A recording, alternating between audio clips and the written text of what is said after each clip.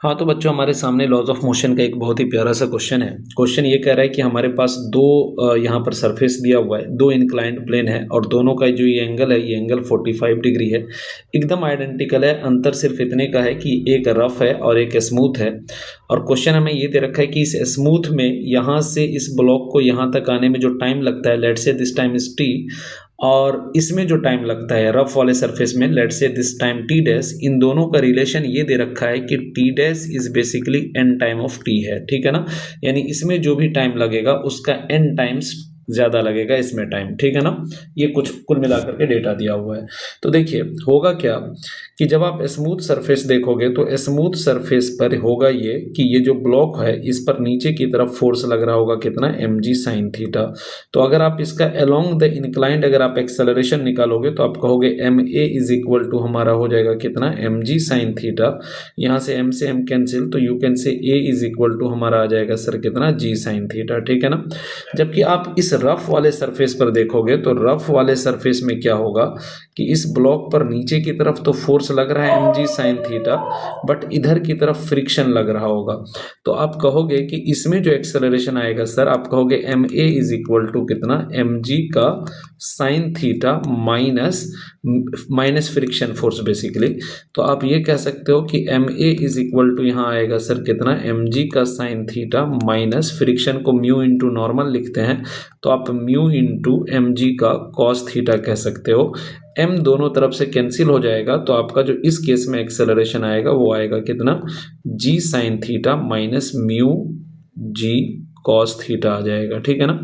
तो ऐसा कुछ रिलेशन आ जाएगा। आप इसको चाहो तो a इज इक्वल टू जी को बाहर करके आप ऐसा भी लिख सकते हो, sign theta minus mu cos theta भी लिख सकते हो। ये बात आई होप कि आपको समझ में आ गई होगी। दोनों के एक्सेलरेशन का ये कुल मिलाकर के हमारे पास रिलेशन है, ठीक है। अब अगर ध्यान से देखिए तो दोनों का जो डिस्प्लेसमेंट है s जो है वो अपना क्या है, s जो है वो सेम है। s अब अगर हमारा सेम है तो हम ये कह सकते हैं कि सर हमारा s जो आएगा, s is equal to u t, दोनों रेस्ट से चलना शुरू हुआ है तो यू टी तो गायब ही हो जाएगा। s इज इक्वल टू हम कह सकते हैं हाफ इंटू जी इंटू टी स्क्वायर हो जाएगा, ठीक है ना। हाफ इंटू जी इंटू टी स्क्वायर, तो बट g का मतलब है एक्सेलरेशन यानी नेट एक्सेलरेशन, ठीक है। तो आप अगर पहले केस में लिखोगे तो आप इसी को लिख सकते हो, s is equal to half into, अब इसमें जो नेट एक्सेलरेशन है वो है हमारा g साइन थीटा, तो हम लिखेंगे g sine theta into t square. ये तो मैंने बस इक्वेशन लिखा है, ठीक है ना।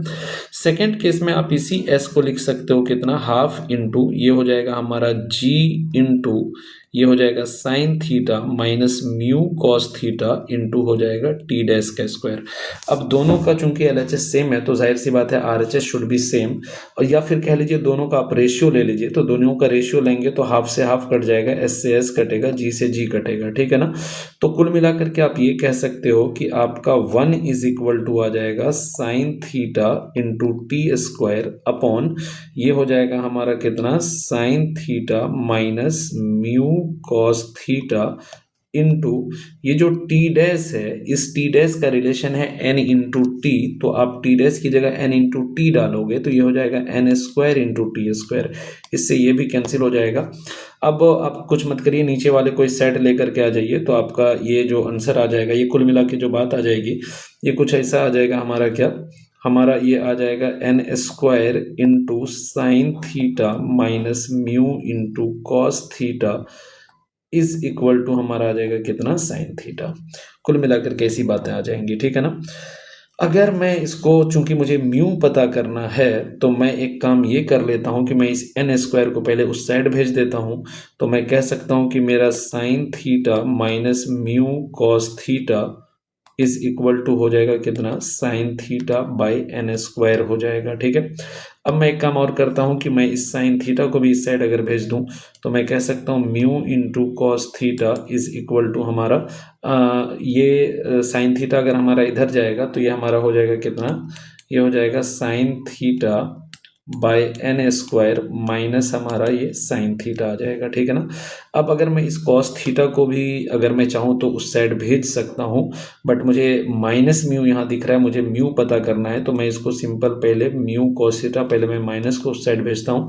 अगर मैं माइनस को उस साइड भेजता हूँ तो यहाँ पर मुझे एक काम करते हैं, माइनस को रहने देते हैं, पहले यहाँ साइन थीटा को हम बाहर करते हैं तो ये हो जाएगा 1/n² -1 हो जाएगा, ठीक है।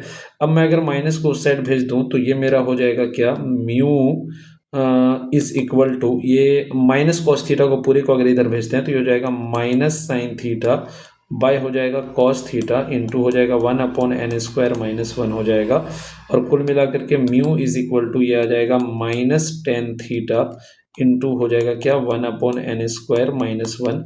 माइनस को अगर आप अंदर कर दो तो म्यू इज इक्वल टू आपका आ जाएगा tan थीटा इंटू हो जाएगा 1 - 1/n²। ये हमारा म्यू का एक्सप्रेशन आ गया।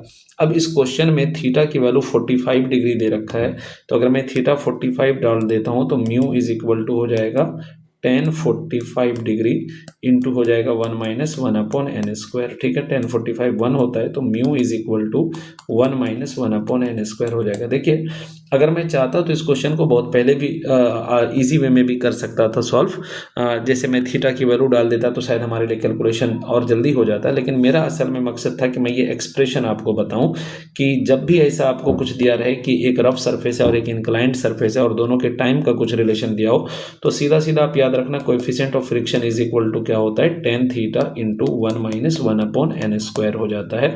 इससे आप कोई भी क्वेश्चन होगा डायरेक्ट इसमें वैल्यू डाल करके तुरंत सॉल्व कर सकते हो, ठीक है ना। कई बार आपको n की वैल्यू 3, 4, 5 कुछ भी दिया रहेगा, थीटा दिया रहेगा, म्यू बोलेगा निकालने के लिए, या n थीटा और म्यू में से कोई भी एक मिसिंग होगा, आपको पता करना होगा। इस इक्वेशन को आप सीधा सीधा यूज कर सकते हो। Thank you so much.